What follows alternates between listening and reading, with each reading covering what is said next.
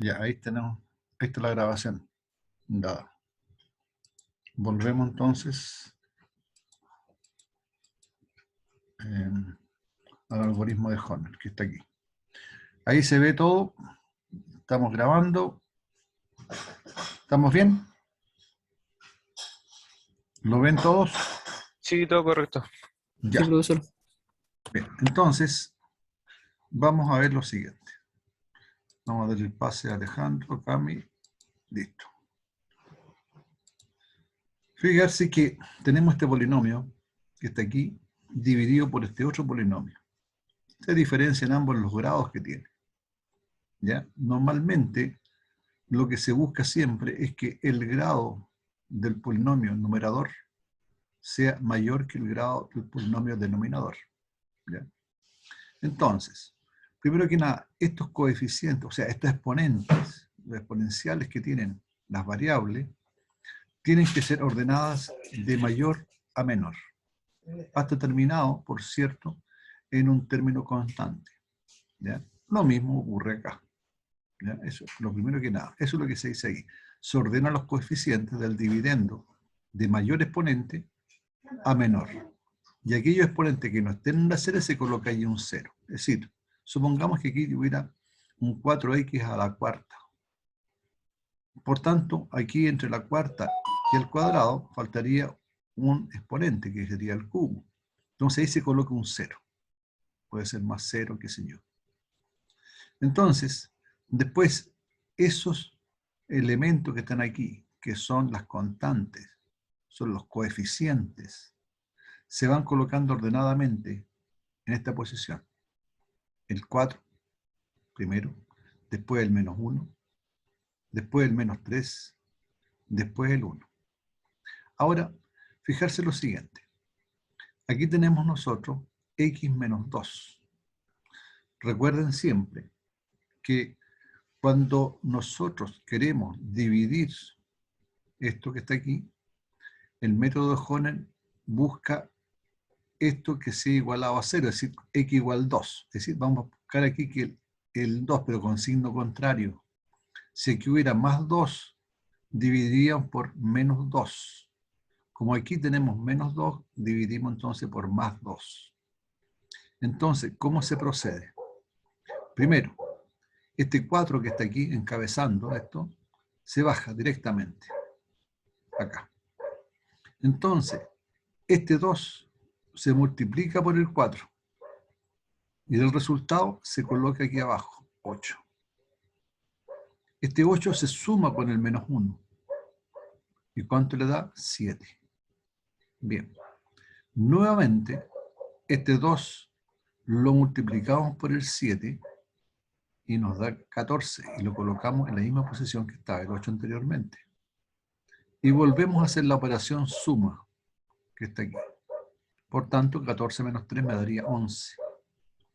Ahora, este 11 nuevamente se multiplica por el 2 y me daría 22. Y este se suma con el que está acá arriba y me daría un total de 23. Ahora, ¿qué significa esto? Significa que este 23 es el resto o residuo. ¿Ya? Es el resto o residuo. Ahora, fíjense lo que trae esto como consecuencia.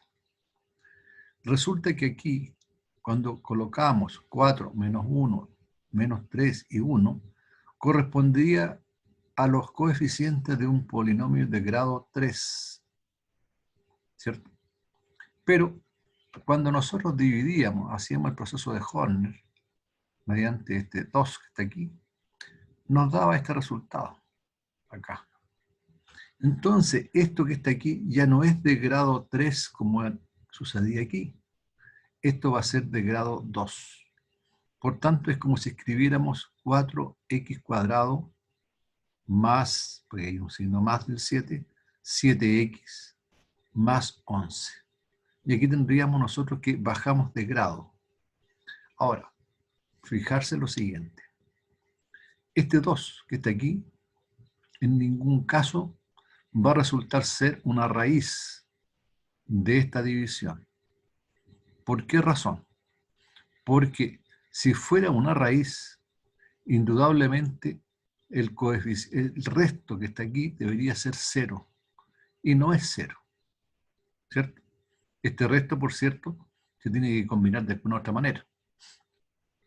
Entonces, los coeficientes 4, 7 y 11, que están acá, que acabo de señalar, son los coeficientes de un nuevo polinomio, pero de grado n-1, es decir, grado 2. O sea, lo que teníamos aquí era n igual 3. Acá sería grado 2. Con respecto a la expresión grado 3 que se inició originalmente. ¿Se dan cuenta? Bueno, esa es la división mediante Horner. ¿Ya? Me parece que, no sé si entregué aquí algunos ejercicios que podamos verlo. No, no hay ninguno. Por el momento, ya. No importa. Pero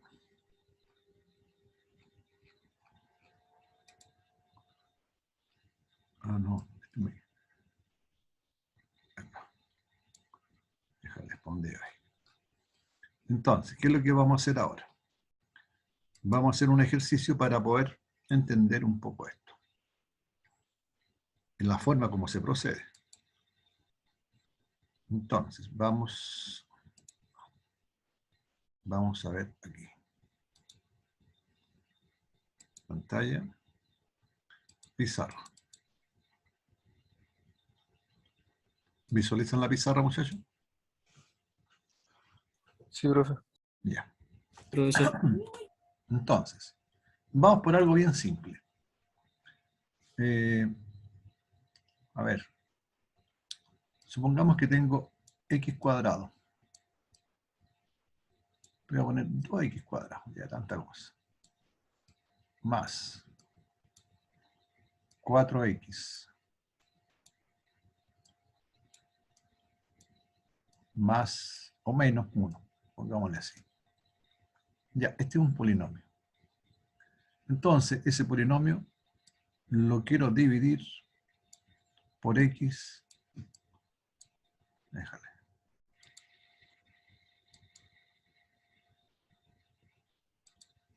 X más 1.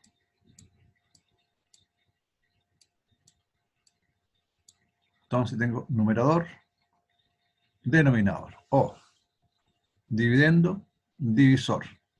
Me faltaría aquí un resultado que sería el cociente y un resto en esto. Entonces, según Horner, yo coloco primero que nada los coeficientes 2, 4 y menos 1 en el mismo orden. Digamos que tiene que tener concordancia con el exponente que tenemos para las variables x, de mayor a menor. Es decir, coloco un 2, coloco un 4 y coloco un menos 1. Eso tengo que dividirlo por el signo contrario de este factor que está aquí. Si aquí es más 1, tendría que dividirlo por menos 1. Entonces, ¿qué es lo que me queda? Este 2 lo bajo directamente. Este 2 lo multiplico por menos 1. ¿Cierto? Menos 1 por 2 me queda menos 2. Y esto lo sumo con el 4. Por tanto, me daría 2. Este menos 1 lo multiplico con el 2, me daría menos 2. Y aquí me daría menos 3. ¿Correcto? ¿Qué es lo que tenemos nosotros? Esto que está aquí es de grado 2.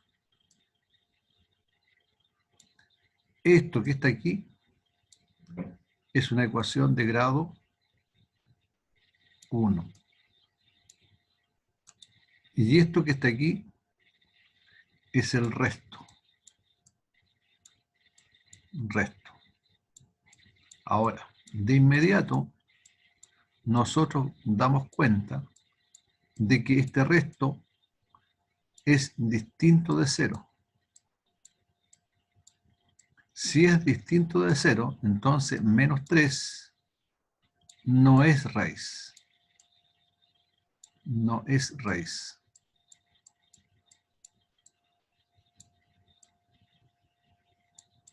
¿De acuerdo? Ya está.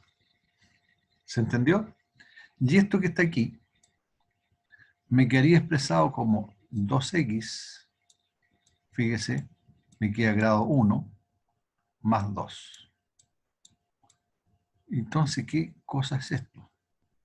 Bueno, esto que está aquí va a ser ni más ni menos que si yo al dividir esto por esto me da como dividendo, divisor, cociente, me da esto que está aquí. Sería igual a 2x.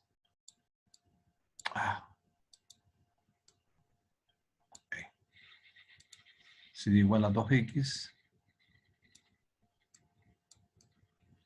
más 2. Pero yo tengo además un resto, que es menos 3. Entonces, ese resto, de acuerdo a lo que hemos visto, yo lo coloco como 3 partido por x más 1. Recuerden eso. ¿Estamos? Ahí está la cosa. Ya está. ¿Quedó claro, muchachos?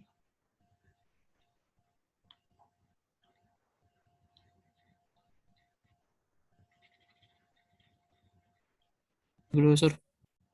Ya. Vamos a hacer otro. Voy a borrar todo. Pero lo voy a hacer de otra manera. Miren. Yo voy a suponer que tengo 2 y 3, dos números que son raíces.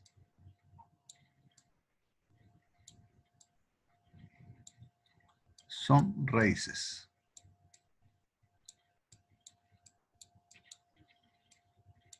Si estos 2 y el 3 son raíces de un polinomio, entonces yo indudablemente puedo hacer lo siguiente.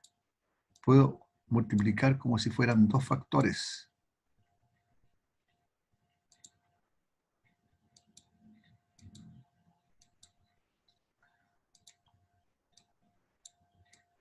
X menos 2. Tengo que multiplicarlo por X menos 3. Y si esos son raíces, su multiplicación debería dar 0. Pero, fijarse que si yo multiplico esto que está aquí, debería conformar esto una ecuación de segundo grado. Multiplico S con S, me quedaría X al cuadrado. ¿Cierto? X Multiplico cuadrado más 6x. X por 3 me daría menos 3X. ¿Ya? Y finalmente me daría menos 2X más 6. Y eso daría igual a 0. Indudablemente, reuniendo los términos que son semejantes, me daría la ecuación de segundo grado, que sería x cuadrado menos 5x más 6. Igual 0. ¿No es cierto? Ya está. Entonces, esta ecuación que está aquí, de segundo grado, si yo lo divido por cualquiera que sea estos coeficientes, debería señalarse indudablemente de inmediato el característica que es una raíz, porque tendría que darme un residuo que es 0. ¿Ya? No sé si se va entendiendo lo que estoy haciendo. Más 6. Y esto que está aquí, yo lo voy a dividir por x menos 2. Y después este x cuadrado menos 5x más 6 lo voy a dividir por x menos 3. Entonces, si aplico el método de Horner y sé que estos son raíces, debería inmediatamente la división por Horner arrojarme de inmediato un residuo igual a 0. Parto por esto. Coloco los términos. 1 menos 5, 6.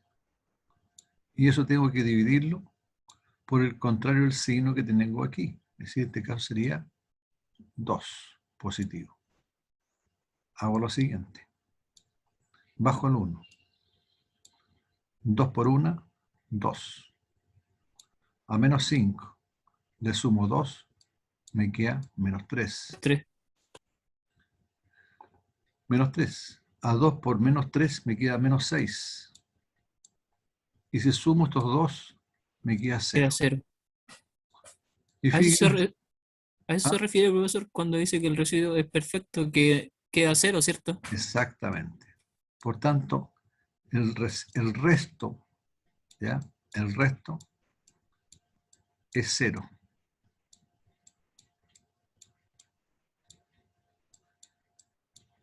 Si eso es 0, me confirma que el 2 es raíz. ¿Cierto? Claro. Se vuelve a ratificar, ¿no es cierto? Ya está. Y esto que está aquí, que era de grado 2, ahora esto me queda reducido a grado 1. ¿Y cómo se expresa esta reducción en grado 1? Bueno, me queda convertido en 1 por x, porque tengo un coeficiente, es x, Menos 3. menos 3. Justamente el coeficiente que me está faltando aquí. ¿Se dan cuenta? Porque es como si yo dijera esto que está aquí, fíjense, ¿ya? Al dividir por esto me queda así, pues miren. Justamente x cuadrado menos 5x más 6 lo dividimos. Oh, qué línea más fea. Lo dividimos por x menos 2 y resulta que esto es de inmediato x menos 3. Y esto, como no arroja raíz, es una raíz exacta.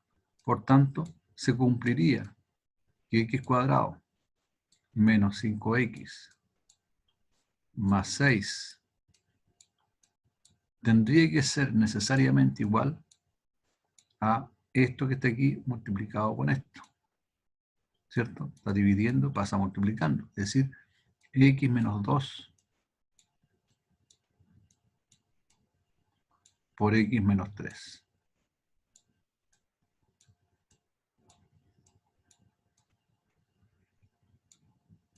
¿Se dieron cuenta? Fíjense que lo que es útil es el método de Horner. Sale de inmediato, ¿sí? Nos sirve para dos cosas. Una, para dividir rápidamente, ¿ya? Polinomios. Y lo otro, para encontrar raíces. ¿Sí? Si yo no sé cuál es la raíz de esto, entonces yo puedo de a poco ir manipulando esto hasta acercarme a 0. ¿De acuerdo? Profesor. Pregunta, estimados jóvenes. ¿Se entendió bien todo esto?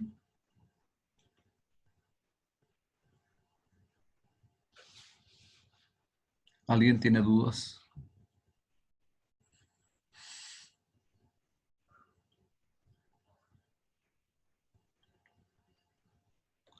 Voy a tratar de comprarme una tablet para escribir. Desgraciadamente no he podido hacerlo porque están cerrados esos locales, no son de primera necesidad. Pero parece que ahora abrieron eso, esa restricción. Y voy a ver si puedo comprarme uno para hacer las letras mucho mejor y que sea más rápido para poder escribirlo. ¿Ya? Forma de escribirlo con el mouse realmente es traumático. Bien, bien, estimados, díganme, ¿alguna consulta, preguntas? ¿Se entendió esto o no? Sí, profe. ¿Todos? ¿Ah? Sí, profe. Pablo, Profe. Nivaldo, Juan Yo Ángel, lo entendí, profesor. Sí, ¿tú? ¿Entendiste? Sí, sí, profe, entendido. entendí muy bien la clase. Ya. Cami, Camila Espinosa, Sí, profe. Alejandro, Sí, profesor. Christopher, Javier, Sí, profe. Leonardo, Alonso. Todo bien, profe. Ya.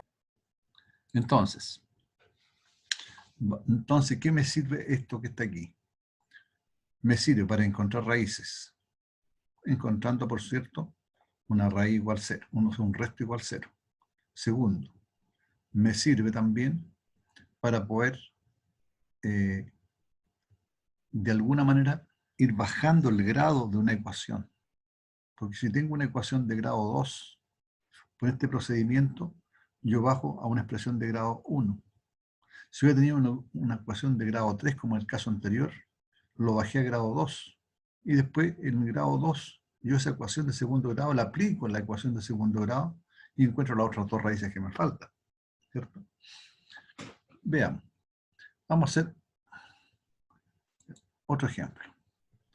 Voy a suponer algo bien liviano. 1, 2, 3. Me doy esos 3 números. Entonces, digo que son, yo voy a poner que aquí hay un menos 1 y aquí hay un menos 3.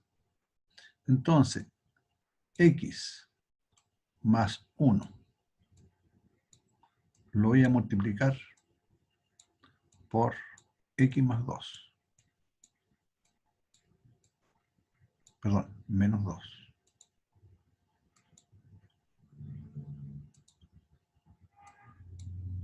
Menos 2. Y esto lo multiplico por x menos 3. Fíjense lo que yo he conformado. Por eso es que cuando nosotros los profesores hacemos una prueba y le coloco un polinomio de cuarto grado, me doy primero las raíces y después le hago la multiplicación de los binomios. Entonces, si multiplico estos dos que están aquí, Profe, disculpe, ¿sí? pero es que no entendí por qué cambió los signos, pero en menos 3 mantuvo x menos 3. ¿No debería ser x más 3? Más 3. Disculpe. Sí, más 3. Bueno, muy bien. Es importante que estén ustedes despiertos. Entonces, x por x me daría x al cuadrado. Muy bien. 1 por x me daría x más x. Entonces, después tendríamos, multipliqué s con s, multipliqué s con s. Tengo que multiplicar ahora s con este que está acá, ¿cierto? Me quedaría menos 2x. Y el 1 lo multiplico por el menos 2, me queda menos 2. Y doblemente todo esto lo debo multiplicar por x más 3. ¿De acuerdo? Entonces, eso que está ahí, reduzco términos semejantes y me queda x cuadrado menos x menos 2. Y esto lo multiplico por x más 3. ¿No es cierto? ¿Estamos bien ahí o no? ¿Ya? Ahora multiplico finalmente esto que está acá. Multiplico s con s. Me quedaría x al cubo.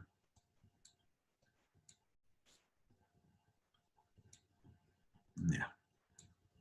Después multiplico s con este que está acá. Me queda más 3x cuadrado.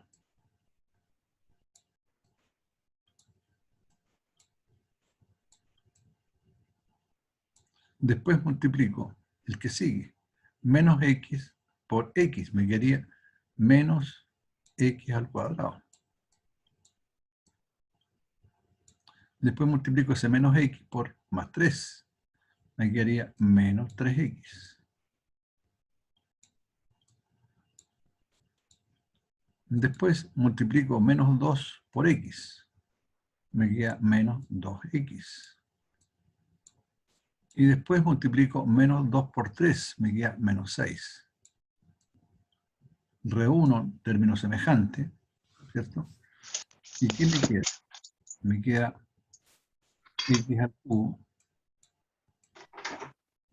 Ahí. Me queda más 2x al cuadrado. Pero no tengo miedo.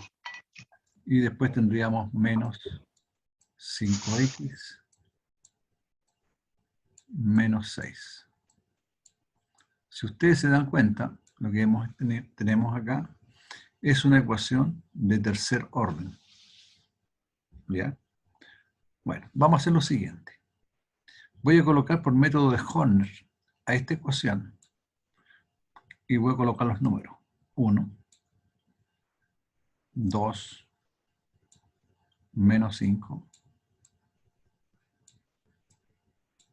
menos 6.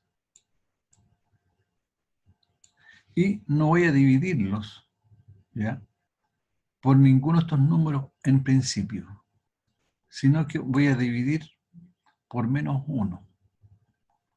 Para que sea aquí menos 1, tendría que tener yo aquí un 1, ¿cierto? Porque aquí le cambio el signo, me queda menos 1, pero el 1 en sí no está. Tengo el menos 1, tengo el 2 y el menos 3. Entonces la pregunta mía, 1, ¿es raíz? Veamos. Bajo el 1.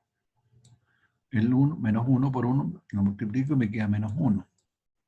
Sumo con el 2, me queda 1. El 1 lo multiplico por el menos 1, me queda menos 1. Lo sumo con el menos 5, me queda menos 6. El menos 1 lo multiplico por el menos 6, me queda 6. Y me quedaría 0. O sea, menos 1 sería raíz. Es raíz.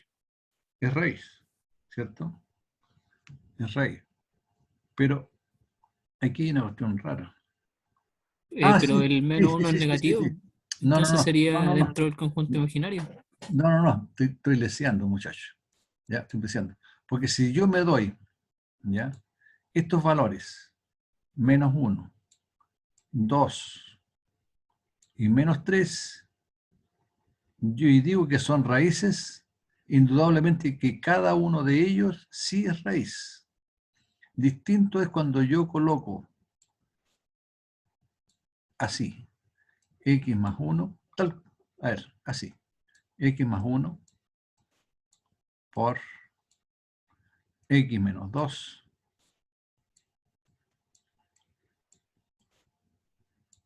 por x más 3.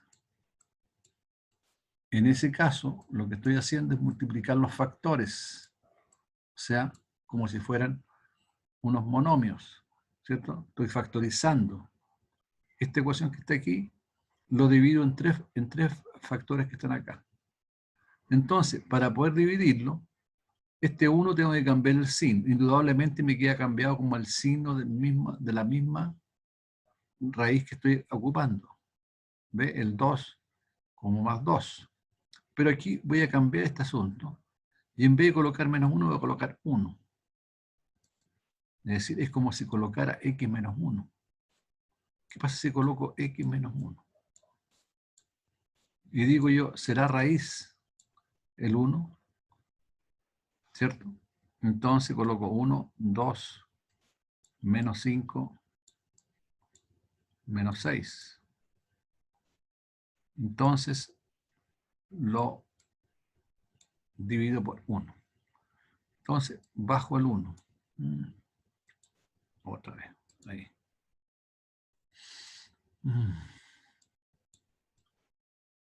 Ahí. Bajo el 1. Me quedaría 1.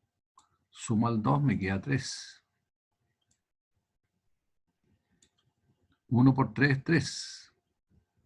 Lo sumo con el menos 5, me queda menos 2.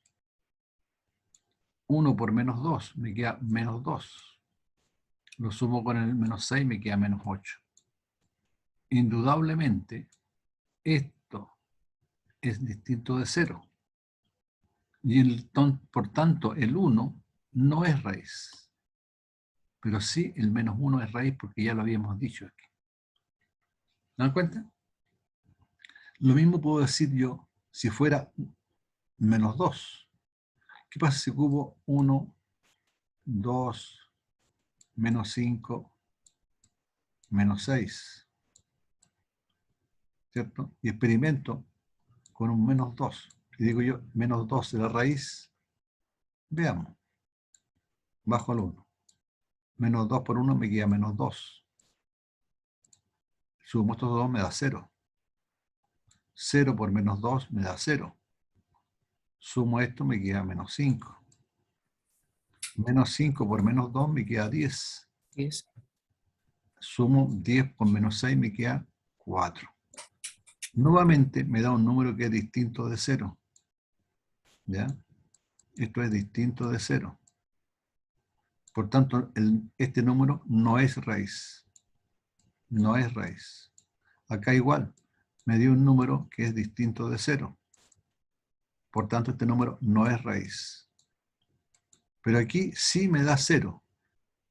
Por tanto, el menos 1 sí es raíz. Y se ratifica lo que me di en principio.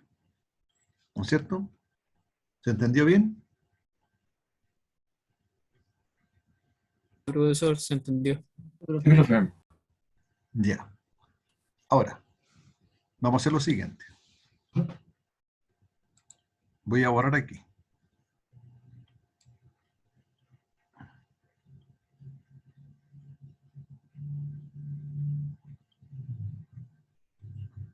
Supongamos que tengo yo una raíz de grado 3, ¿cierto? Oh, perdón, un polinomio de grado 3 hasta aquí.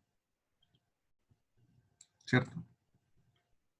Si yo he encontrado una raíz que es esta, indudablemente lo que me queda expresado acá es un polinomio de grado 2. Vale decir, lo que está aquí es x cuadrado, ¿cierto? Más x menos 6. Fijarse que esto que está aquí, si yo lo igualo a 0, yo puedo encontrar las otras dos raíces que me faltan. ¿De acuerdo, no es cierto? Entonces aplico la ecuación que me hace factible aquello. Aquí me quedaría menos 1 más menos raíz de 1 al cuadrado menos 4 Por una. por 1 y por menos 6.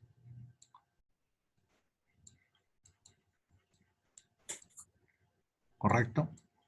Sí. Y eso lo divido por 2a, en este caso por 2. Bueno, esto que está aquí me queda convertido en menos 1 más menos raíz de 1. 4 por 6, 24, pero es menos por más, me queda más 24. Más 24. Entonces, y eso, todo aquello dividido por 2. Indudablemente que esto me daría menos 1 más menos 5. raíz de 25, vamos a poner así, ¿ya? Raíz de 25 dividió todo esto por 2. Por cierto, que esto sería menos 1 más menos 5, porque raíz de 25 es 5, dividido por 2. Tengo dos raíces. Menos 1 más 5 me daría 4. Y 4 dividido por 2, eso es 2. Listo. Después tengo menos 1. Menos 5 me daría menos 6. Menos 6 dividido por 2, eso me daría menos Menos 3. 3. Por lo tanto, si ustedes se fijan, he encontrado las raíces que me di en un principio, que eran estas. Pero, de acuerdo a este método de Horner, si yo tengo una sola raíz, yo puedo bajar de grado este polinomio encontrando una ecuación, que en este caso sería de segundo grado, que me permite encontrar rápidamente las otras dos soluciones, las otras dos raíces que faltan. ¿Se fijan? ¿Estamos de acuerdo?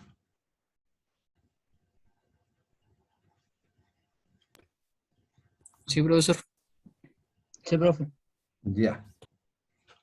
Ya, estimados jóvenes. Entonces, no le damos más vuelta al método de Horner. ¿Ya? Dejémoslo ahí que repose. Y vamos entonces a entrar a lo que sigue.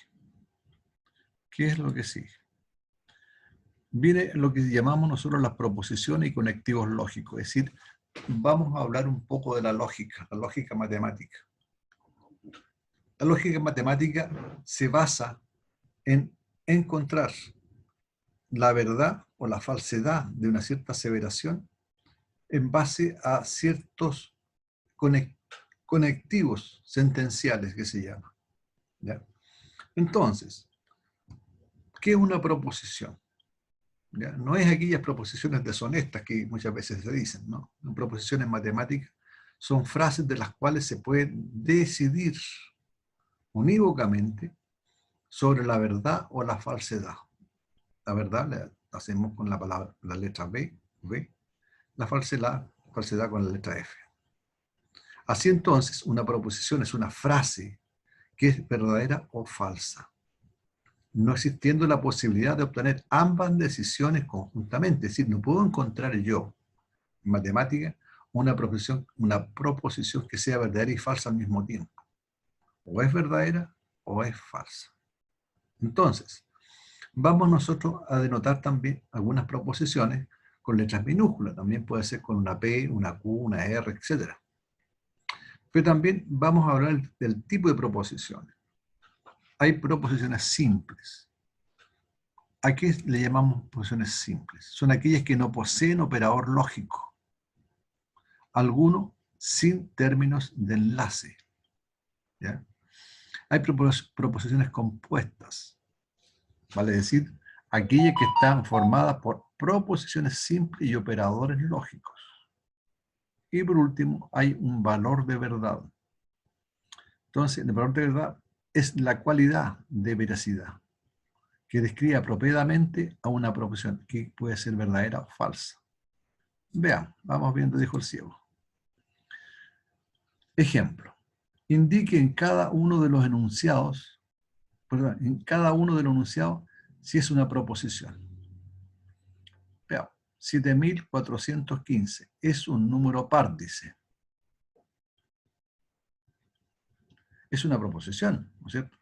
Aquí no caben doble estándar, es decir, o es verdadero o es falso. Eso es lo que está diciendo. Entonces, ¿qué solución tenemos? Si es una proposición, sí es una proposición, ¿ya? Puesto que el número 7415 no es un número par. Por lo tanto, tiene como valor de verdad el ser falsa. Fíjense las palabras que se ocuparon aquí. ¿Ya? Primero, la proposición, que es una propuesta, ¿cierto? Y eso le damos una cualidad, un valor de verdad, que puede ser verdadero o falso. En este caso, resulta ser falso. Otra proposición. Fíjense la pregunta. ¿Qué hora es? Esto no es una proposición, puesto que es una oración interrogativa. No se le puede determinar un valor de verdad. Claro, porque usted no está proponiendo algo. No está, de alguna manera, dándole una cualidad que podría ser. No, usted está preguntando, ¿qué hora es? Esa no es una proposición. ¿Le quedó claro cuál es la diferencia entre esto que está aquí y esto que está acá? Sí, profesor. Sí, profe. La letra C dice, los números divisibles para 8 son divisibles para 2. Fíjense, ¿es una proposición? Sí, es Es una una proposición. proposición. ¿Y qué Verdadero. valor de, claro, valor de verdad tiene? Es ser verdadero. La otra, pare por favor, pare de No sufrir. es una proposición. No es una proposición, es una oración admitativa. ¿Ya? No se le puede determinar su valor de verdad. Hay otra, el atardecer en la playa es romántico. ¿Qué dicen ustedes? No es una proposición, puesto que es un juicio de valor, ¿cierto?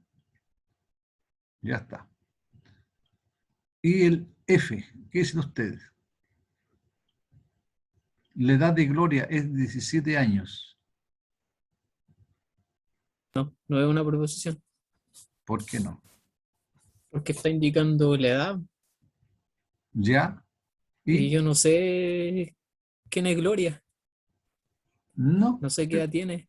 de acuerdo, pero si yo te digo la edad Entonces no de tiene Gloria ninguna es 17, cualidad. es 17 años, Ya. Eso es como una afirmación. es una afirmación, ¿cierto? Pero, tal como dice tu compañero, no sé si esa afirmación es falsa o verdadera. ¿Qué elemento de juicio tengo yo para saber que tiene 17 años? Ninguno. Ninguno. ¿Se dan cuenta? Entonces, vamos a hablar ahora de los llamados conectivos lógicos. Profe, una consulta, Dígame nomás. pero independiente si uno sabe si es verdadero o falso, sigue siendo una proposición, ¿no? Claro, en este caso, fíjense, la edad de Gloria es 17 años.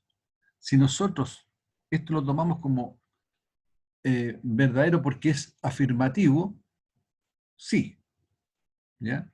Pero si usted se fija en el tenor de la pregunta, es una afirmación. Y si eso es verdadero, porque Gloria tiene 17 años, sí es verdadero, sería una proposición. Pero cuando dice la edad de Gloria es 17 años, ¿en base a qué estoy diciendo que es 17 años?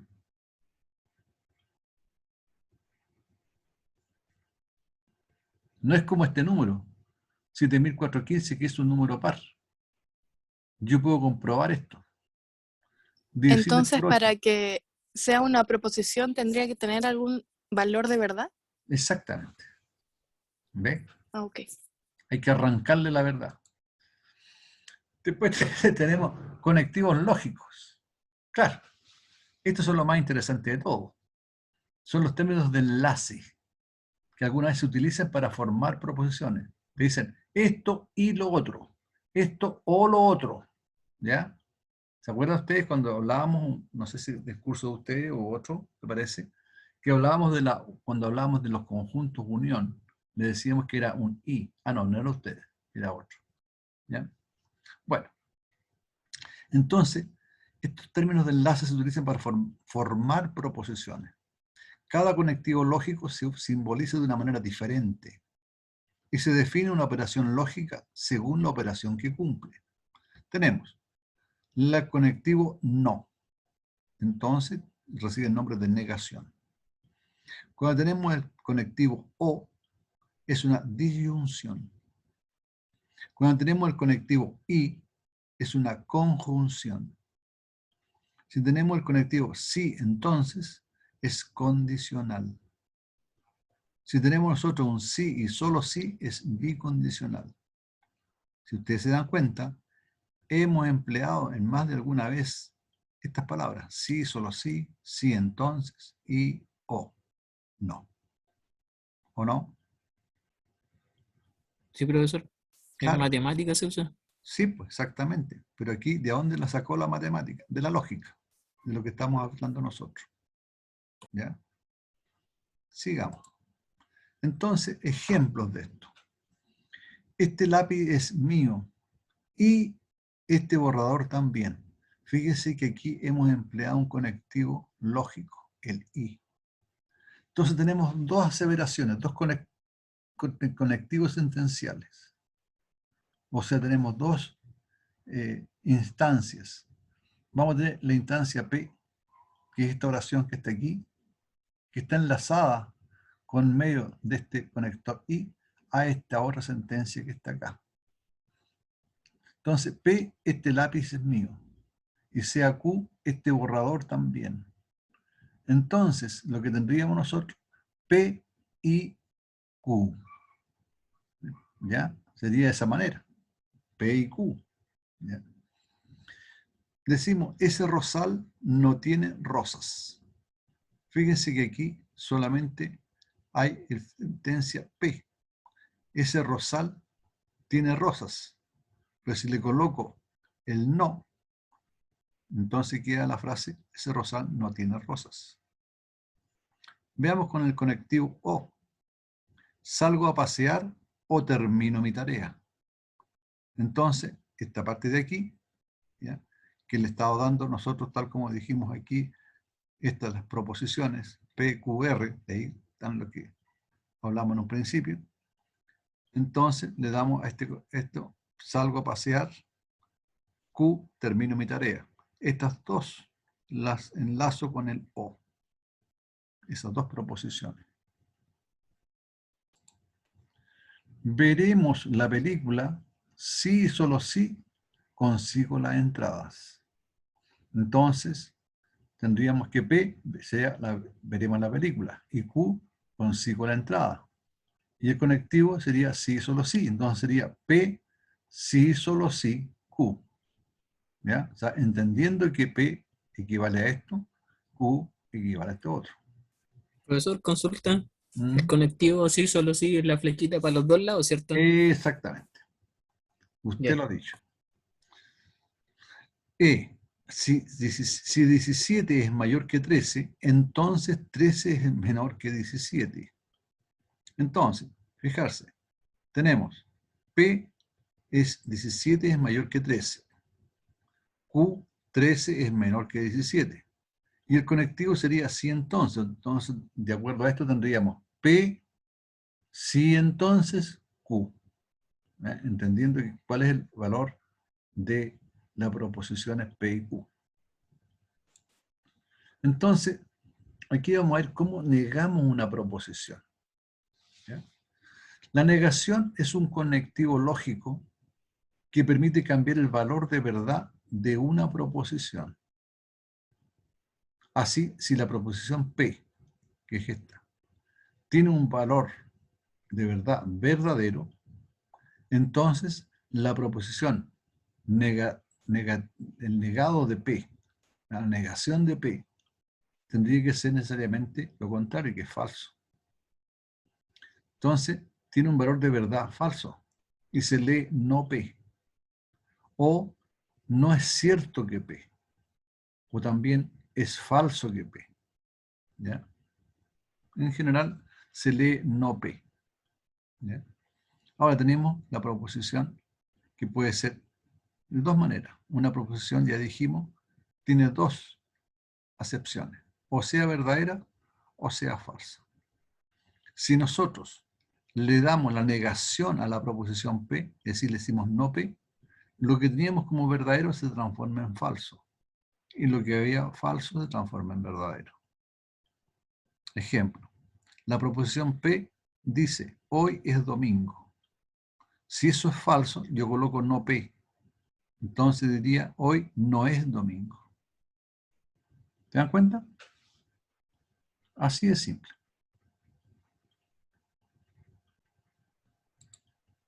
Entonces, aquí vemos también que hay una conjunción. Conjunción significa que hay un elemento que une las proposiciones. Entonces, una conjunción es verdadera, fíjense lo que dice, cuando las dos proposiciones simples que la conforman son verdaderas. En los demás casos es falso. Si tengo una proposición P y una proposición Q, y entonces quiero hacer la conjunción P y Q, entonces, ¿qué me daría los valores de verdad? Veamos. Yo tengo la proposición P y la proposición Q. Entre ambas, podría tener 4 combinaciones posibles. Entonces, si tengo aquí 4, yo podría tener 2 verdaderas y 2 falsas. Y por cada una de estas, yo puedo tener que Q puede ser verdadera o puede ser falsa. O puede también ser verdadera o falsa. O sea, relleno con esto. ¿Qué significa esto? Que en la primera combinación, ambas proposiciones mediante la conjunción y son verdaderas. Entonces me dice que la conjunción es verdadera cuando las dos proposiciones son verdaderas. Es decir, es verdadero esto. Pero en este caso, una es verdadera y la otra es falsa. Entonces, por supuesto que en este caso, la solución sería falsa. Si tenemos Doctor, falso profesor, aquí, ¿sí? Dime. en la proposición cuando dice, en la parte 2, en la columna donde dice P es verdadero, después dice Q es falso, equivale a decir verdadero por falso es falso, ¿cierto? No, no es que, digamos, por. Olvídese del por. Estamos Sí, mencionando la I. Si P es verdadero y Q es verdadero, entonces el valor, la conjunción es verdadera. ya. No se olviden que el I es un elemento que deben cumplirse las dos proposiciones al mismo tiempo. Ah, ya. ¿Se acuerdan de eso? No. Se deben cumplir las dos proposiciones al mismo tiempo. Cuando yo digo X por Y, a ver, yo tengo lo siguiente.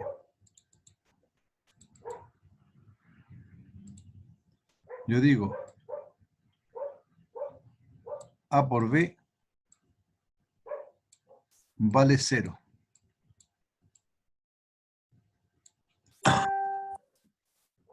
Entonces, para que esto ocurra, A tendrá que ser 0 Y B tiene que ser 0. o B igual 0. Aquí tendríamos una disjunción, porque yo puedo elegir cualquiera de los dos que sea 0. ¿Cierto? Pero ¿Sí? resulta que si yo tengo que, supongamos que tengo, a ver, déjeme ocurrirse un poco. Un ejemplo simple.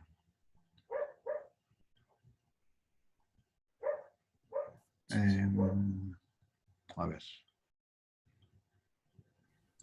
Si tengo A está elevado al cuadrado, esto es mayor que 0. ¿Cierto? Sí. Entonces, significa que las dos condiciones A por A tienen que ser mayor Se que 0. cumplió. Por lo tanto, aquí deberían cumplirse dos condiciones. Primero, el A sea mayor que 0 y el A también sea mayor que 0. Por lo tanto, positivo por positivo me da positivo, ¿no es cierto? Sí. Pero también la otra condición puede ser que sea menor que 0 multiplicado por una condición menor que 0.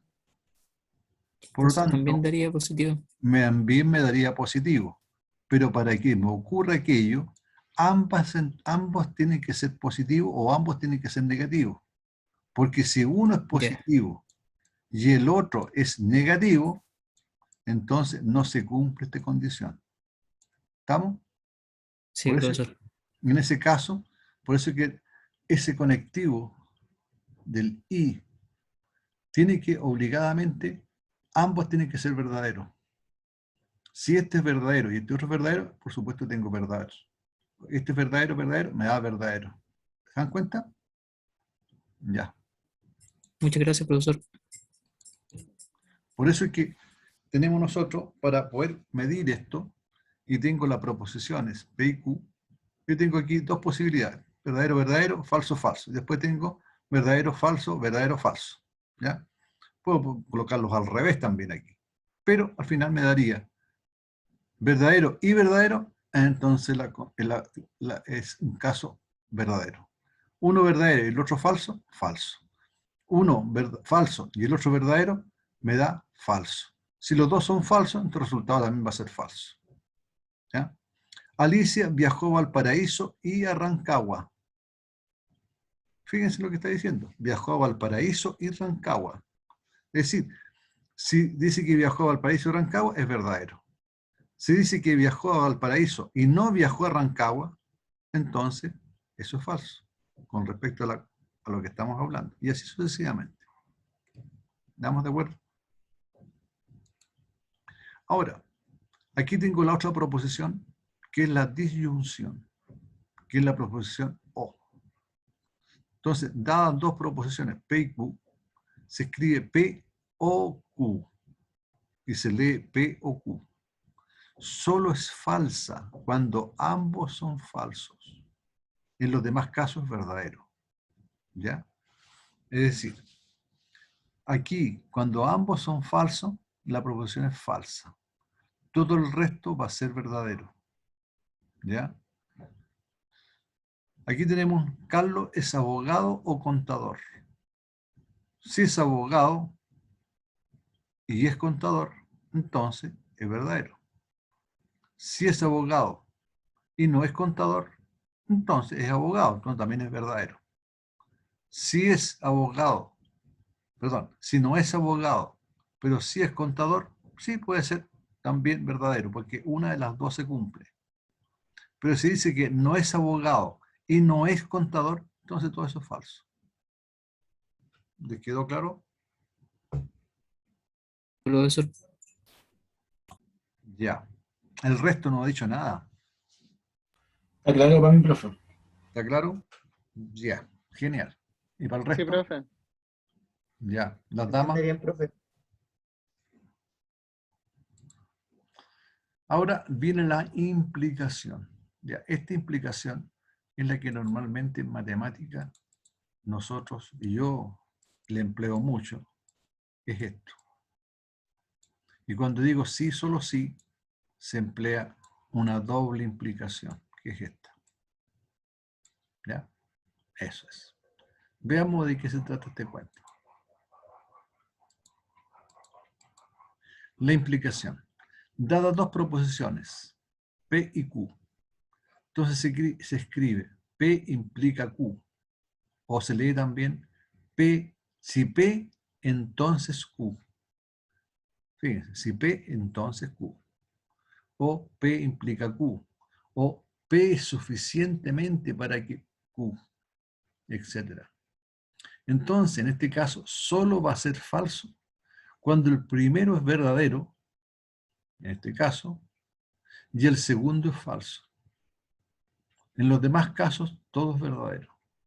Es decir, en una implicación, si P entonces Q o P implica Q, la primera proposición simple P es el antecedente. Y la segunda proposición simple Q es el consecuente, es decir, la consecuencia del antecedente. La implicación es falsa cuando el antecedente es verdadero y el consecuente es falso. Lógico. Si yo tengo algo que es verdadero y consecuentemente es falso, entonces las consecuencias, el total sería falso. ¿Ya? Aquí tengo una proposición. Si gano las elecciones, entonces bajaré el precio de los combustibles. Ahí tendríamos P, entonces Q. ¿Ves? ¿Qué le parece? Ahora, distinto es qué consecuencia de verdad le damos a esto. ¿Ya? Hay algunos que dicen muy suelto de cuerpo esto, ¿ya? Sin saber si esto tiene un mérito de verdad o falsedad. Cuando tenemos la condición, el sí, solo sí, que se llama bicondicional, entonces, dadas estas dos proposiciones P y Q, se escribe P, sí, solo sí, Q. Así se lee. Es verdadero cuando los valores de verdad son iguales. Exactamente. Y es falso cuando los dos valores de verdad son diferentes. Aquí tenemos los valores de verdad, aquí son diferentes, por tanto, el resultado es falso. Pero aquí ambos son verdaderos, por lo tanto me da verdadero. Ambos son iguales, por lo tanto me da verdadero. Un ejemplo. Jorge recibirá la bonificación si y solo si se capacita. ¿Ya?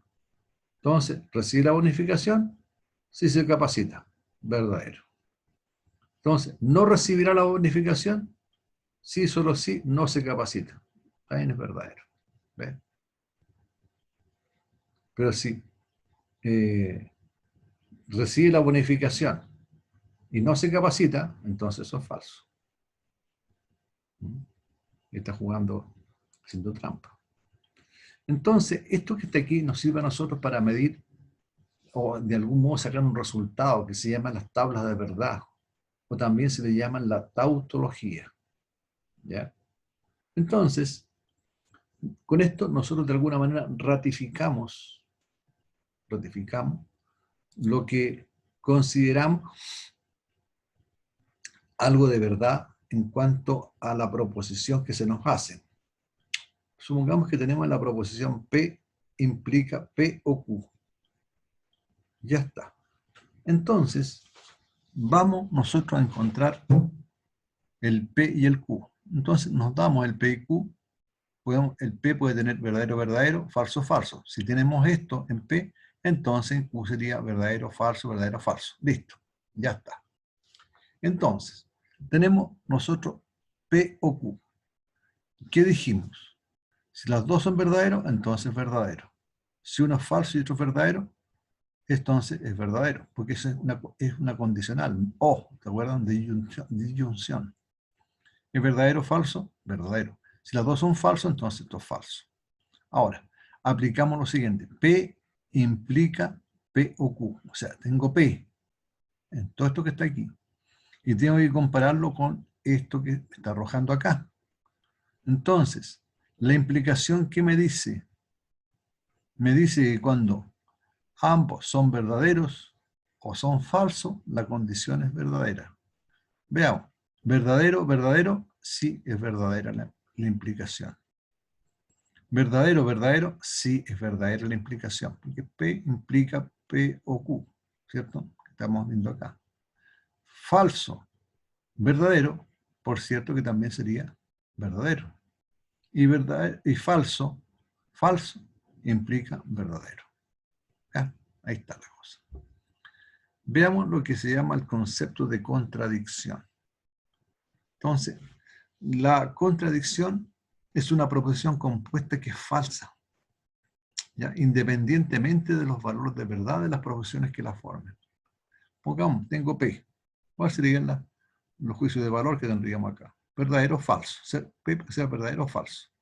Pero no P tendría que ser necesariamente falso y verdadero. Todo lo contrario de este. Todo lo contrario de este.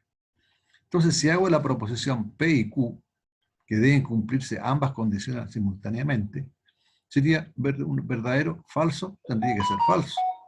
Falso, verdadero, falso, indudablemente.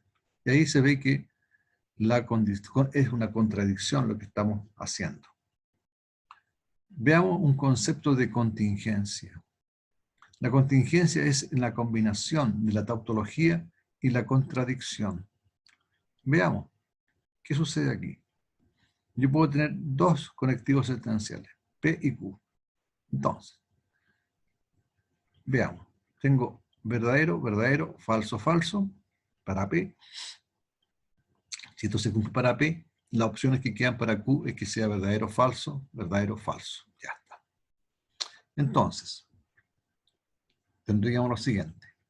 Si hago P implica Q, ¿qué me dice?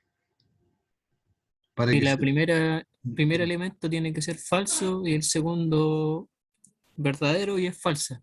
Claro, Y exactamente. caso contrario es verdadero. Exactamente.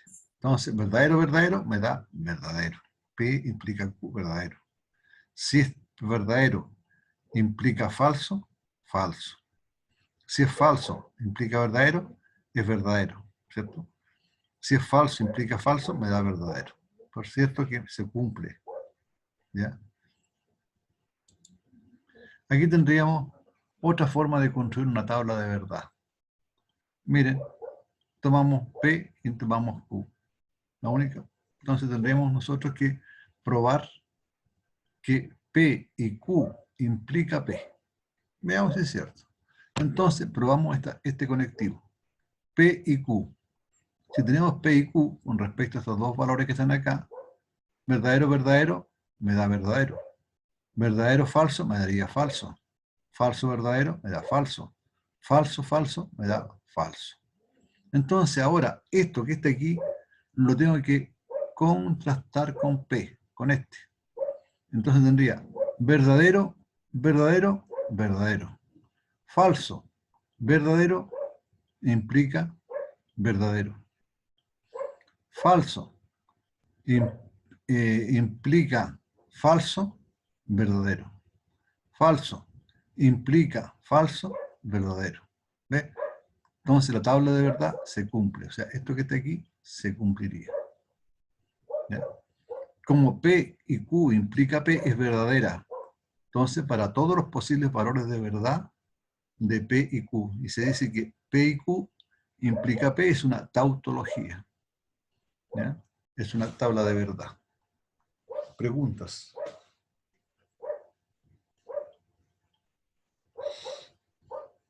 Consulta, profesor. ¿Ah? La tabla de verdad, por ejemplo, en la primera variable, en la columna P, siempre es verdadero, verdadero, falso, falso, después verdadero, verdadero, falso, falso, falso y otro falso, ¿cierto? Claro, claro. Dos verdaderos, dos Siempre se falsos. repite Después, así. dos verdaderos, porque, claro, dependiendo del Ya. número que tuviéramos nosotros acá. ¿Ya? Pero siempre esa Sí, secuencia. sí, Ya, ya, exactamente. gracias. A veces algunos le colocan verdadero, falso aquí al principio. Y después optan por esto otro. ¿Ya? Pero no importa, es lo mismo. Entonces, indicar cuál de las siguientes expresiones son proposiciones. Y en aquellas que lo sean, identificar cuáles son las proposiciones son simples, cuáles son compuestas y simbolizarlas. Ya aquí tienen ustedes algo para que ustedes mediten un poco en su casa. ¿Ya? Ahí tienen bastante. ¿Ya? Entonces, aquí ustedes pueden confeccionar tablas de verdad de estas proposiciones que están acá. Fíjense, háganlo tal cual como dice las tablas de verdad de esto que está aquí. Sean el P y Q. ¿Cierto? De acuerdo a esto que está aquí. Y a eso le dan el carácter que le están pidiendo demostrar. Es decir, negar el P y Q. ¿Qué tendrían que hacer primero? ¿Cierto? Veamos. Primero hay que hacer la tabla de verdad, después sacar la disyunción y después negar. Claro, tendría que ser aquí P y Q. P, Q. Entonces, partimos. Perdón.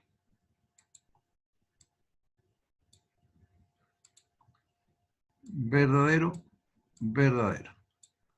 Falso, falso. Ya está. Después tendríamos verdadero, falso. Verdadero, falso. Entonces, no olvidar que tenemos que nosotros encontrar la tabla de verdad. ¿De quién? De no,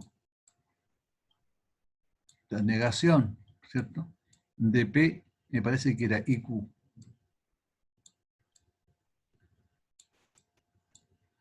Veamos si es cierto. Sí. P y Q, la negación de P y Q. Si es verdadero eso. Veamos.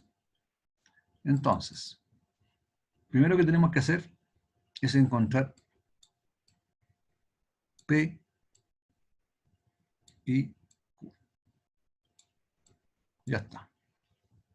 Entonces, La ¿cuándo primera es sería? verdadera porque ambas son verdaderas.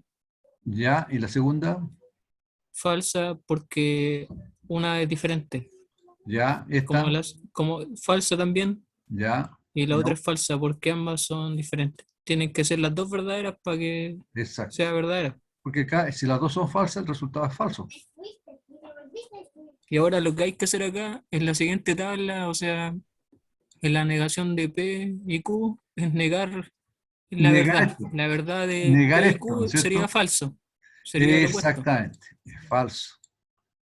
El resto es verdadero. Verdadero. Verdadero, verdadero. ¿Ve? Ahí tenemos la tabla de verdad. Pregunta, ¿es una tautología? No es una tautología porque el resultado final es verdadero, falso, falso, verdadero, Porque hay verdadero. un elemento que es falso. Tautología sería cuando todo es verdadero. ¿Ya? Ya está.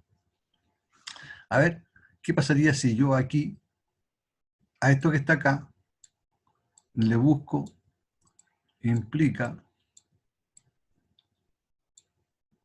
no, P y Q?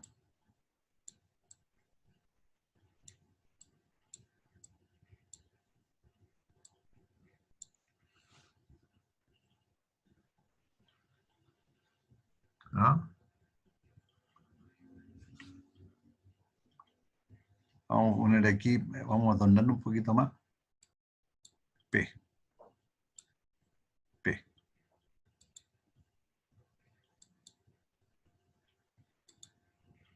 ¿Será que P implica no P y Q? Veamos. Entonces, para lograr hacer esto, busco P. Ah, esto que está aquí. Y lo comparo con esto que está acá. Y lo hago mediante el conector implica, ¿no es cierto? ¿Qué cosa debería ocurrir para que sea esto resulte? A ver, un recordatorio. Fíjense, el implica. Aquí está. Para que sea falso, que es el único, el primero tiene que ser verdadero y el otro falso. Todo el resto es verdadero. Si es verdadero, verdadero, verdadero. Falso, verdadero, verdadero. Falso, falso, verdadero. Pero si tenemos el antecedente que es verdadero y el consecuente es falso, entonces sería falso. ¿Estamos de acuerdo? ¿Se acuerdan de eso o no? ¿Se van a recordar? Ya. Volvamos entonces. Entonces, tengo verdadero, tengo falso. ¿Cuánto me da aquí? La implicación.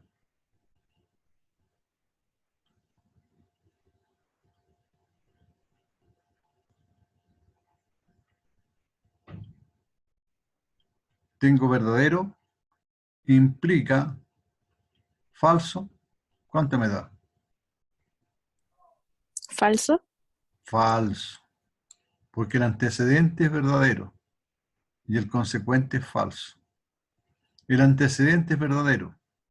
El consecuente es verdadero. ¿Cuánto me da acá? Verdadero. Verdadero. El antecedente es falso. El consecuente es verdadero. ¿Cuánto me da? Verdadero. Verdadero. El antecedente es falso. El consecuente es verdadero. ¿Cuánto me da? Verdadero. Verdadero. O sea, fijarse que esto que está aquí tiene la misma meditoria de verdad que lo que tenemos escrito acá. Mire qué interesante. ¿Ya? Bien. Entonces, ustedes, estimados jóvenes, van a solazarse con estas tablas de verdad que les pido que traten de hacerlas. ¿Ya? Son todas chiquititas, o sea, se pueden hacerlas perfectamente. ¿Ya?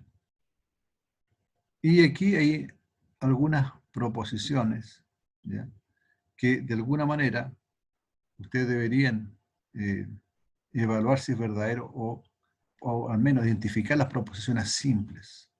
Aquí hay 4 proposiciones simples, identifíquenlas. ¿Ya? Bien. Ya, eso sería lo que tendríamos y terminaríamos ese capítulo. Veamos. Ya, entraríamos entonces a lo que llamamos nosotros ahora la teoría de conjunto. da la parte de la lógica, entonces entraríamos a la teoría de conjunto. ¿Ya? Entonces, los conjuntos le llaman normalmente una colección de elementos. ¿Ya? Entonces, el término conjunto es bastante primitivo, ¿ya? Y fundamental en toda estructura matemática.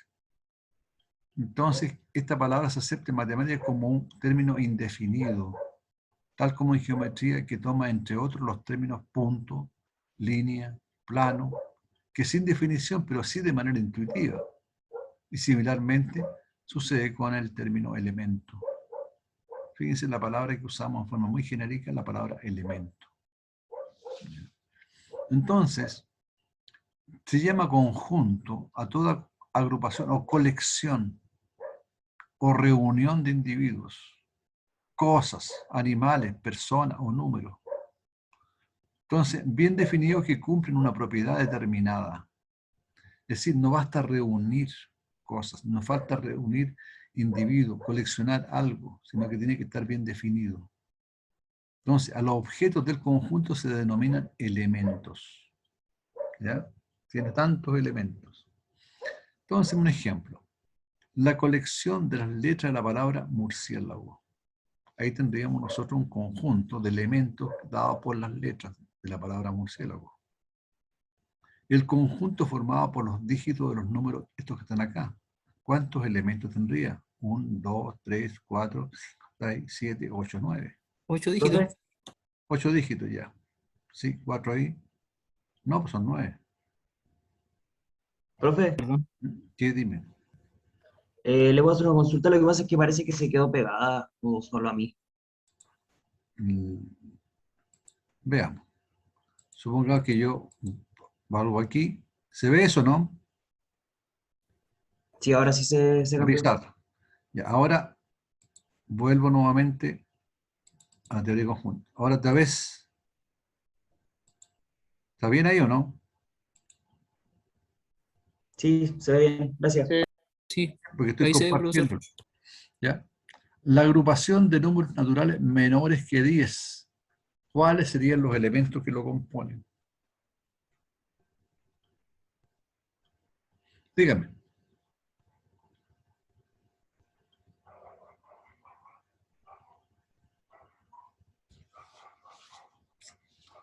La agrupación de números naturales menores que 10. ¿Cuáles serían?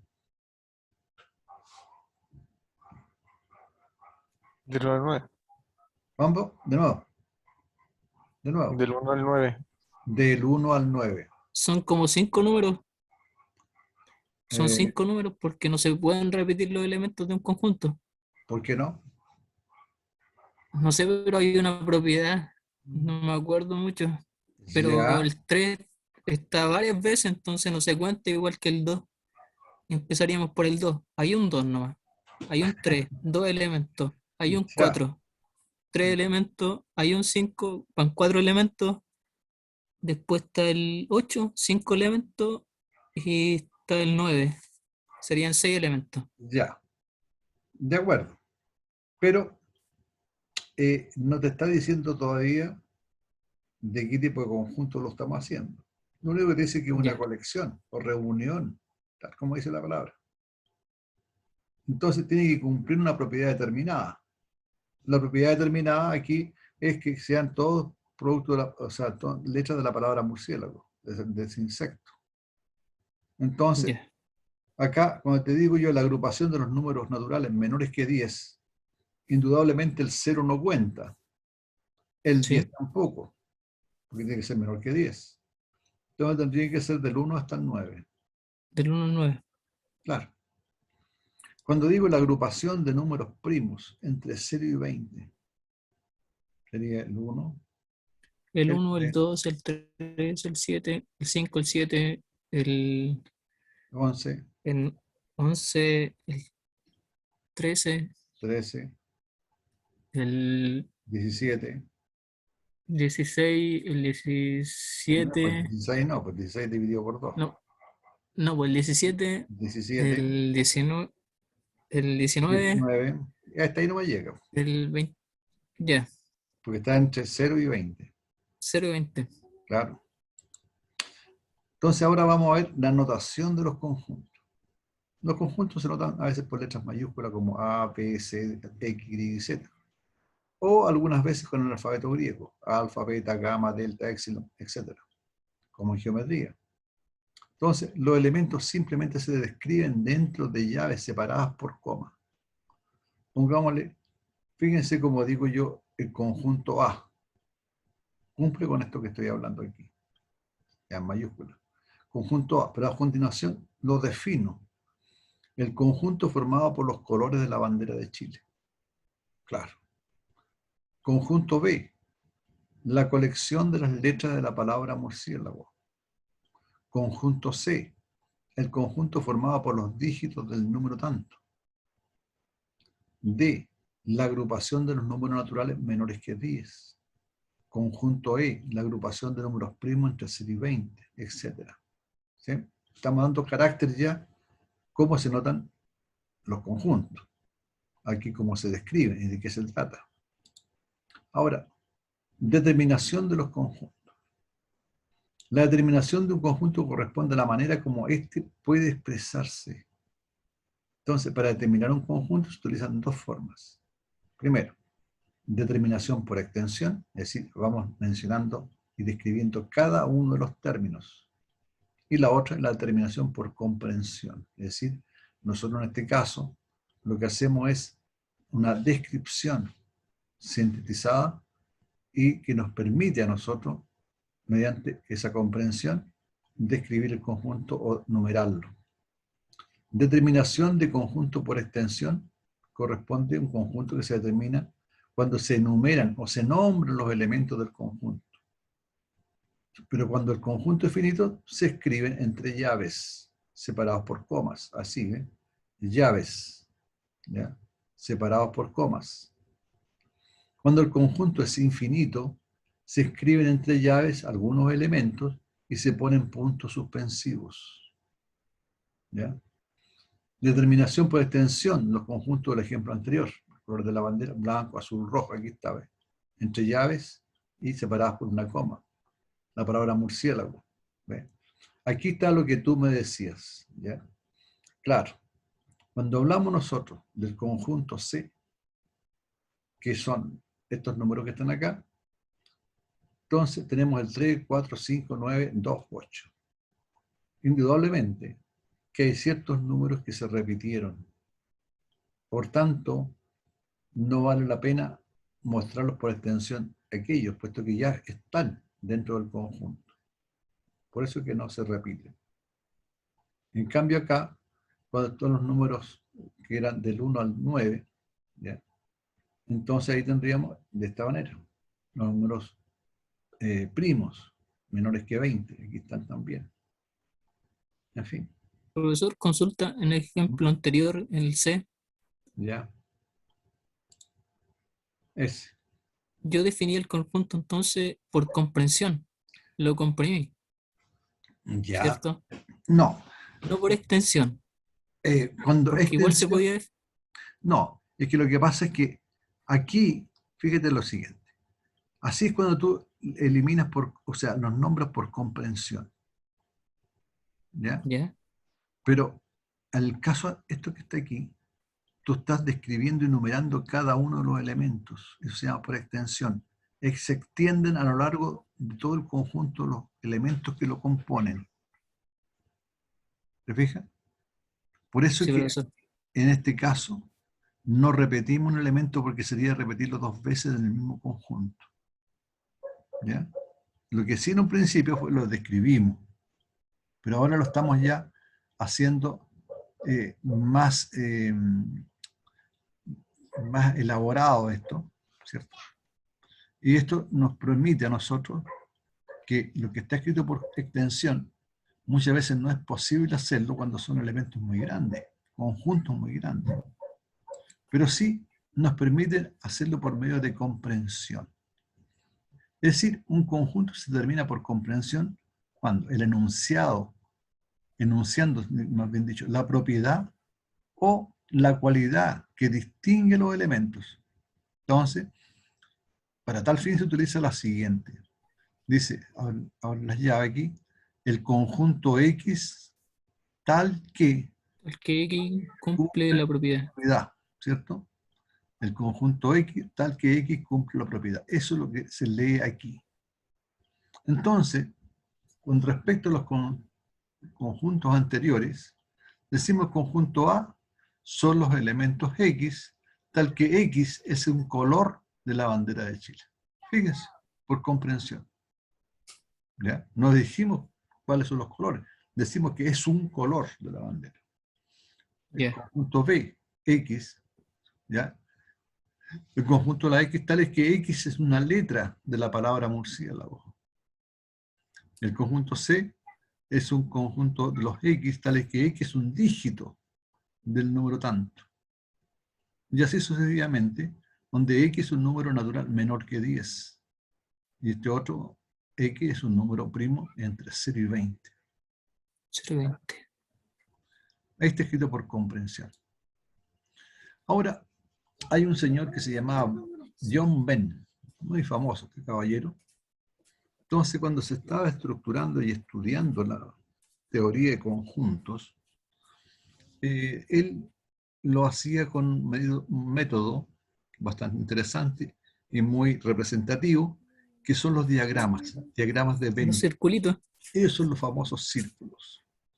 Entonces, este sistema de representación que hoy conocemos fue desarrollado en julio de 1880, imagínense, hace rato ya pasó esta voz, con la publicación titulada de la representación mecánica y diagramática de proposiciones y razonamientos en el Philosophical Magazine and the Journal of Science, lo cual provocó cierto revuelo en el mundo de la lógica formal. Entonces, esta representación más conocida, diagramas de Venn, consiste en figuras geométricas planas y cerradas. Dentro de cada figura se ponen los elementos que le corresponden. Miren, esto, la teoría de conjunto, estimado joven, es un elemento, algo más o menos nuevo. ¿Ya? Los matemáticos, desde la época de los griegos en adelante, ellos lo que estudiaban en sí era el comportamiento que tenían los números en general y la forma como podíamos nosotros hacer operaciones con ellos. Eso era lo que se dedicaban normalmente, ¿ya? Y por cierto que a la par de ello estaba la geometría, que fue muy interesante y se desarrolló bastante. Hoy yo que echo de menos realmente es que en la secundaria no se enseña geometría. La geometría es la base de las matemáticas, realmente, hace pensar, ¿ya? Le da ciertas cualidades a la persona de tipo mental que le sirve para la abstracción.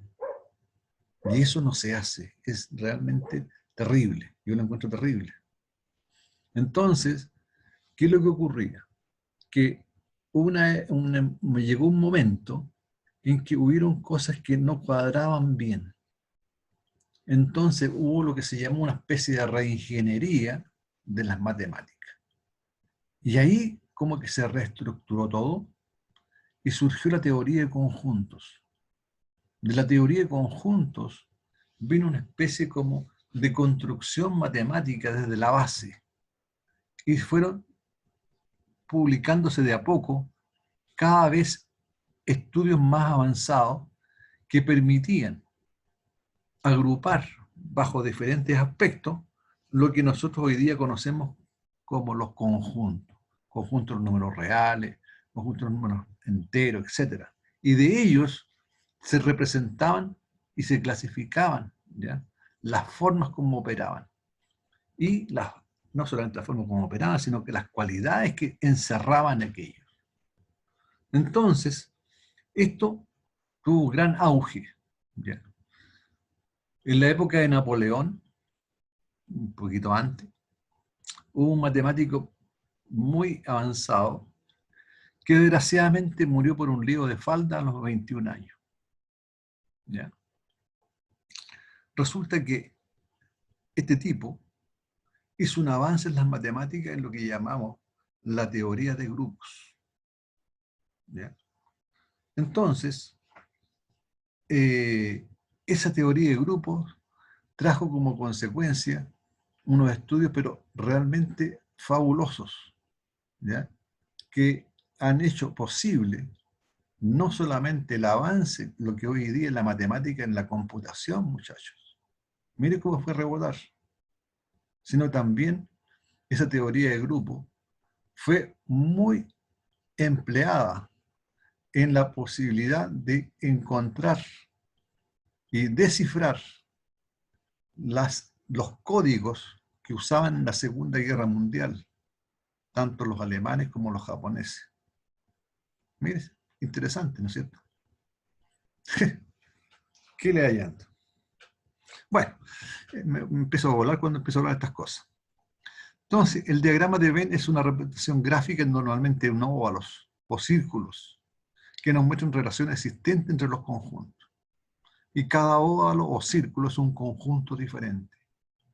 Y la forma en que esos círculos se sobreponen entre sí muestran todas las posibles relaciones lógicas entre los conjuntos que representan. Por ejemplo, cuando los círculos se superponen, indican la existencia de subconjuntos con algunas características comunes. Vamos viendo, dijo el ciego.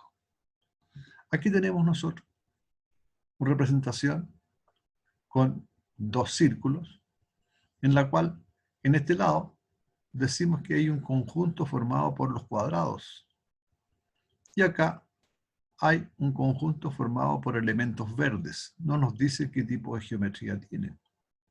Sin embargo, si nosotros los colocamos los dos juntos, vemos que aquí podemos tener unidos en forma que están cohabitando, por así decirlo, los elementos cuadrados con elementos verdes que también son cuadrados.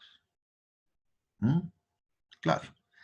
Acá tenemos nosotros un conjunto de aves, otro un conjunto de seres vivos, otro un conjunto de seres vivos que nadan. Y ahí podemos nosotros ir segmentando, metiendo todos los elementos del conjunto. Acá tenemos un conjunto por elementos numéricos. El conjunto A tiene como elementos el 1, el 4, el 2, el 3. El B tiene el 4, 5, 6, 7 y también el 3. El C tiene el 8, el 9, el 3 y el 2, y así sucesivamente. Y así podemos ir formando colecciones. Y en estas colecciones algo va sucediendo en la interacción entre ellos, como este caso, como este caso, o este otro, en la cual le damos alguna interpretación. Entonces, si nosotros nos miramos desde este punto de vista, el conjunto A con el conjunto B, vemos que el conjunto A es todo esto y le come una parte al conjunto A. Pero lo que está diciendo es que todo A es B. Interesante. ¿A dónde es todo A es B? Ningún A es B. O también dice que algún A es B. También puede decir que algún A no es B. Claro, si está aquí, algún elemento que está en A no es B.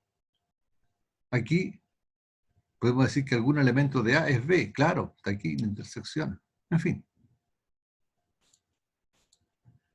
Entonces aquí vamos a definir lo que se llama el conjunto vacío. Se define como el conjunto vacío el conjunto que carece de elementos. ¿Ya? Este conjunto se suele llamar conjunto nulo y se va a denotar por el símbolo phi, ese que está ahí. Ejemplo. A es el conjunto phi si A es el conjunto de todas las personas mayores de 300 años. A es el vacío según las estadísticas conocidas. Lógico. Hasta ahora no conozco a nadie que haya durado 300 años, salvo Matusalén. ¿Ya? Pero actualmente, no. Por tanto, A es un conjunto vacío. No hay personas mayores de 300 años. ¿Ya? Otro conjunto me dice que B es un conjunto vacío. Y mire, está escrito por comprensión. Si B es igual a todos los elementos X, tal que X cuadrado es 4, entonces me dice que X es impar. ¿Qué dice usted? Es decir, si yo tomo el 2, sería 2 al cuadrado es 4, cumple. Pero si tomo el 1, este es un impar. 1 al cuadrado es 1, entonces no es 4. Si tomo el 3, es impar. Al cuadrado es 9, no es 4. Entonces no se cumple la condición. Ya, estimados jóvenes, vamos a quedar hasta aquí. ¿Ya? Vamos a continuar la próxima clase, que es el próximo viernes, y vamos a seguir con la teoría de conjunto. ¿Ya? No sé si tienen alguna consulta que hacerme. Yo no, profe. El resto, Profe, yo, dígame, Christopher. tengo entendido que ya nos habilitaron el correo institucional a todos. ¿Cuándo van a habilitar el curso en la plataforma? Está habilitado. Debería estar habilitado. Porque ¿qué quieres ver ahí en la plataforma tú? No, lo que pasa es que ayer, sí, ayer fue, nos hicieron inscribirnos en el curso de cálculo. Ah, ¿Está habilitado para inscribirnos en el de álgebra? sí, puede ser. No, yo no lo he revisado. No lo he revisado por la sencilla razón de que todo el material a ustedes se los he entregado a través del correo.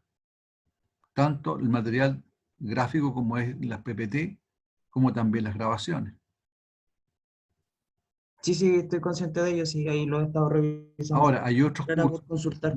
no sé qué tendrán ellos en particular, ¿ya? Pero yo al menos tengo todo considerado así, de esa manera. En el caso de ustedes, ¿ya? No así en el conjunto del día, ¿ya? En el día sí, están todos subidos a la plataforma, pero ellos tienen otro tipo de apuntes. Tienen lecturas, tienen libros, qué sé yo. Yo me entiendo con ustedes a través de la página del correo. Me es mucho más fácil comunicarme con ustedes. Por eso que yo le entrego las PPT y le entrego las grabaciones que se hacen clase a clase. ¿Ya? Para que Ya, no, genial, era para salir de claro, esa duda, esa inquietud. para que no tengan que estar buscando en lo virtual. Eso más que nada. Profesor, consulta. Ujú. A la hora de hacer una prueba, por ejemplo, yo tengo un internet que es malo, es de teléfono, ¿Ya? ¿cierto? Ya, digamos que estoy iniciando la prueba y me dan un tiempo. Sí. Si se me corta el internet y yo entré a la plataforma, ¿qué sucedería hipotéticamente si yo alcancé a enviar cierta parte de la prueba? A ver, la prueba, por lo general, se les va a dar a ustedes un tiempo, me parece que son 1 hora y media, 2 horas, no más que eso. ¿Ya? ¿Ya?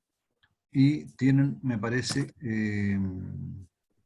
pueden entrar ustedes con 3 horas de anticipación en forma sincrónica, es decir, usted entra y ahí empieza a correr el tiempo, de tal a tal hora. Y por lo general siempre va a ser en periodos de las clases. ¿Ya?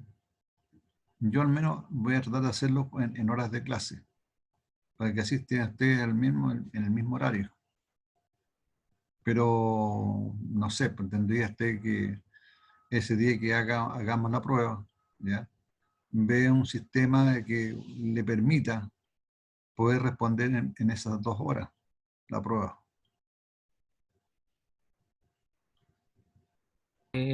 Por último, sería enviar una grabación mía donde estoy respondiendo la prueba y es juntar el formato PDF, ¿o no? Bueno, si ustedes me van a responder a ¿Mm? través del correo electrónico. Ya. Si esa es la cosa, yo le entrego las preguntas a ustedes. Y ustedes a través del correo van a responder ¿cómo se llama la prueba? Ustedes no van a estar pegados a lo virtual. No es que yo preguntaba por el tema de que mi internet se va y se viene. Me Por, estoy por eso mismo, conectando cada rato. por eso mismo, porque Sí, estás tú en forma permanente. Por eso es que te Ya. ocupa gran parte de la batería y también de la señal. Pero si Ya. tú tienes todo ¿cómo se llama? La prueba, ya lo recibiste, porque va a ser yo lo voy a tratar de hacer en un cierto horario, para que así todos tengamos en el mismo horario de hacer la prueba.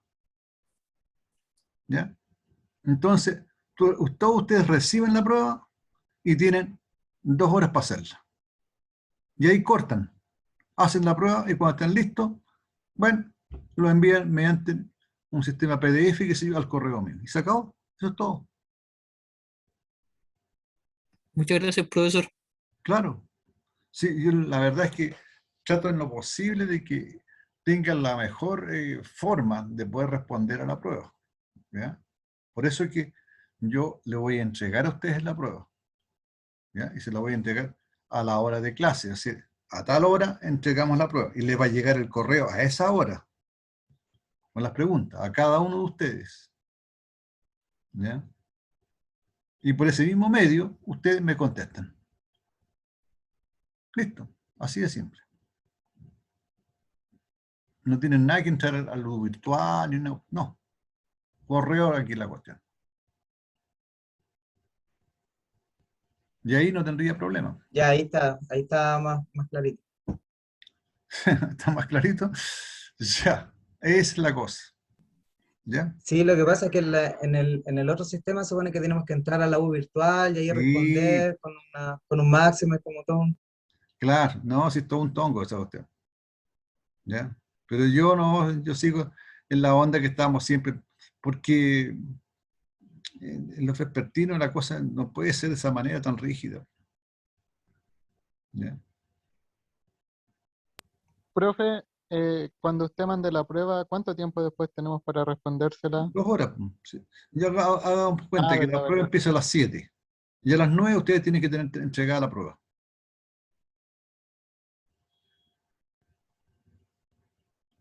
Así de simple. Entonces, por el correo tiene que llegar la prueba. Profe, ¿y tiene las fechas de las pruebas? No, todavía no. Voy a revisar el programa si tienen ellos o han entregado, digamos, de acuerdo al calendario. De acuerdo al calendario, bueno, haremos la prueba hasta donde hemos llegado. Punto, se acabó. No me hace problema por eso. ¿Estamos de acuerdo? Hasta ahora tenemos bastantes materias y hartos problemas que están puestos ahí en las PPT. ¿Ya? Así que ahí hay harto para preguntar. Ya, muchachos. Quedamos hasta aquí entonces. ¿Ya? ¿No hay más que decir? Cerramos entonces la sesión. ¿Ya? Ok, Cuídense profe. y nos vemos el Hasta luego, próximo. profesor. el Muchas próximo- gracias. Profe. Hasta luego, Chao, compañeros. chao. Buenas noches a todos. Adiós. Profe, Chao.